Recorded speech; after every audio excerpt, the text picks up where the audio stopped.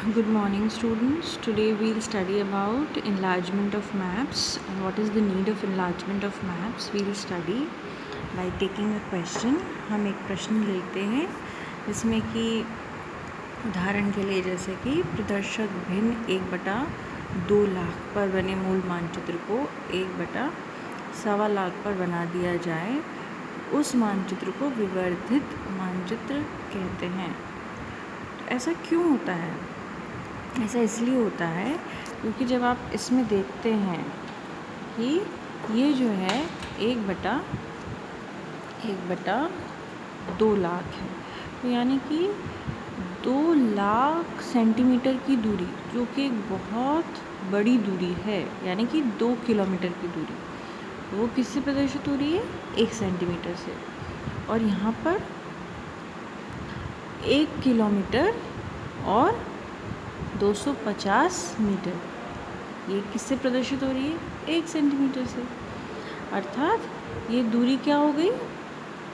हमने जिस प्रकार से हम मैग्नीफाइंग ग्लास लेते हैं या फिर हम जूम करते हैं कैमरे को, तो हम जब जूम करते हैं तो हम क्या करते हैं, एरिया जो है उन दो बिंदुओं के बीच का जो एरिया है उसको छोटा कर लेते हैं। जब हम उसको छोटा कर लेते हैं तो हमें चीज़ें क्या दिखाई देती हैं? साफ दिखाई देती हैं, डिटेल्स पूरी दिखाई देती हैं।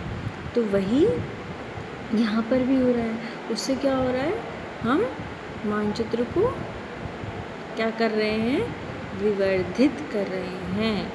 तो विवर्धन करने के लिए इसको इस प्रकार से देखते हैं। यदि मूल मानचित्र का आकार इतना छोटा है कि उसमें प्रदर्शित तथ्यों के अतिरिक्त तथ्य एवं सूचनाएं स्थान के अभाव के कारण प्रदर्शित नहीं की जा सकती हैं, तो मापनी विवर्धन के द्वारा मानचित्र को विवर्धित किया जा सकता है। अर्थात जब हमें सूचनाएं पूरी तरह से प्रदर्शित नहीं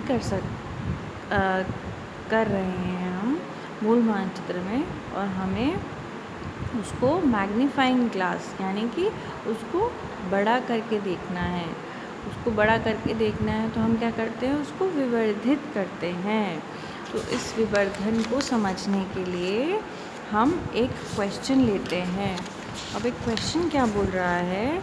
वह क्वेश्चन ये बोल रहा है कि प्रदर्शक भिन्न 1/50,000 पर बने किसी मानचित्र का वर्ग विधि द्वारा प्रदर्शक भिन्न 1/35,000 पर विवर्धन करने के लिए वर्ग की भुजा की लंबाई ज्ञात कीजिए।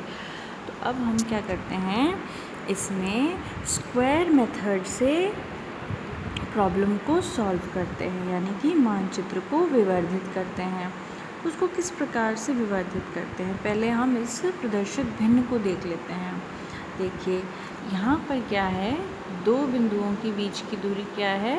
पहले वाली जो पुरानी मापनी है उसमें क्या है, दो बिंदुओं के बीच की दूरी 50,000 सेंटीमीटर है। कहाँ पर? धरातल पर।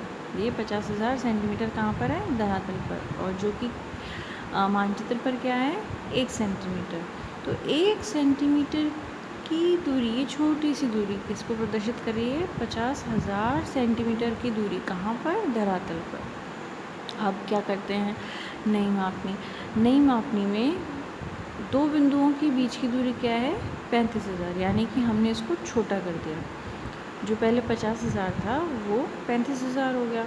अब 35,000 करते ही क्या होगा, हमें डिटेल्स उस पर्टिकुलर एरिया की और अधिक डिटेल्स दिखाई देने लग जाएंगी। तो इसमें क्या होगा, 35,000 इन दो बिंदुओं के बीच की, ये ए और ये बी, ये और ये इन दोनों के बीच की जो दूरी है वो 35,000 सेंटीमीटर है, जो कि मानचित्र पर क्या है? 1 सेंटीमीटर। अब इसमें एक सूत्र है, वो सूत्र क्या बोलता है कि मूल मानचित्र पर बने वर्ग की भुजा की लंबाई को हमें ज्ञात करना है। वो क्या है? 1 सेंटीमीटर। अभी हम देखेंगे डायग्राम में कि ये क्या बोल रहे हैं, क्या समझा रहे हैं। मूल मानचित्र पर बने वर्ग की भुजा की लंबाई क्या है? 1 सेंटीमीटर। और जब हम उसको विवर्धित कर देते हैं तो उसकी भुजा की लंबाई क्या होनी चाहिए, यही हमें ज्ञात करना है। तो सूत्र क्या कहता है? सूत्र कहता है नई मापनी बटे पुरानी मापनी इंटू मूल मानचित्र के वर्ग की भुजा की लंबाई। तो इस प्रकार से हमने सॉल्व किया और हमारे पास वर्ग की भुजा की लंबाई क्या आई, 1.43 सेंटीमीटर्स। जब हमारे पास 1.43 सेंटीमीटर्स आ गया तो इसका अर्थ क्या है कि पहले वाला जो वर्ग था यानी कि स्क्वायर, उसकी भुजा की लंबाई क्या थी, 1 सेंटीमीटर, और अब क्या है 1.43 सेंटीमीटर्स। तो इसका अर्थ क्या है, हमने उस पर्टिकुलर एरिया को विवर्धित कर दिया है। अब हम क्या करते हैं, स्क्वायर मेथड यूज़ करते हैं। क्या है ये स्क्वायर मेथड, यानी कि वर्ग विधि। वर्ग विधि, स्क्वायर मेथड, मानचित्रों के लघुकरण या विवर्धन करने की समस्त विधियों में यह विधि सबसे आसान है। इसमें जिस मानचित्र को छोटा या बड़ा बनाना हो उसके विस्तार को ध्यान में रखते हुए ऐसे वर्ग या आयत बनाएंगे जो उसे घेर ले और जिसे निश्चित वर्गों में समविभाजित कर सके। इसको हम इस तरह से समझ सकते हैं कि कोई भी एरिया हो, कोई भी मैप हो, उसके ऊपर हम एक वर्ग जाल बना देते हैं। ठीक है, जैसे कि मान लें फॉर एग्जांपल हमारे पास राजस्थान का मैप है या फिर इंडिया का मैप है, तो उसके ऊपर हम एक वर्ग जाल बना देंगे। तो वो जो मूल मानचित्र था वो तो उसकी जो वर्ग की भुजा की लंबाई क्या थी, सबसे छोटे वर्ग की भुजा की लंबाई 1 सेंटीमीटर, और जो नेक्स्ट बनेगा जिसको कि हम विवर्धित या लघुकृत बोलेंगे, उसको हमें उसकी वर्ग की भुजा की लंबाई हमें ज्ञात करनी होती है। तो यदि सीमा रेखा सीधी व सरल है तो वर्ग भी बड़े आकार में बन सकते हैं। वर्ग विधि में मूल मानचित्र पर पेंसिल आदि से समान आकार वाले ग्रिड ऑफ स्क्वायर बना दिया जाता है और उसके बाद आरेखन कागज़ पर मूल मानचित्र से भिन्न परंतु परस्पर समान आकार के वर्गों का दूसरा जाल इस प्रकार खींचा जाता है कि दोनों जालों में वर्गों की संख्या तथा विन्यास एक समान रहे। अब इसको हम डिटेल में समझ लेते हैं इस डायग्राम के माध्यम से। ये डायग्राम क्या कहता है, ये डायग्राम कहता है, पहले हम इमेजिन करो कि सिर्फ एक ये मैप था। ठीक है, अब इस मैप के ऊपर हमने वर्गों का जाल बना दिया। वर्गों का जाल बना दिया तो ये तो मूल मानचित्र है, जिसमें कि जो ये पूरा यहाँ से जब हमने छोटे छोटे ये जो है खाने छोटे छोटे स्क्वायर नहीं बनाए थे, हमने तो क्या किया था, एक सीधा लंबा स्क्वायर बना दिया, यानी कि 6 सेंटीमीटर इंटू 6 सेंटीमीटर। फिर उसके बाद उनको समान भागों में बांट दिया।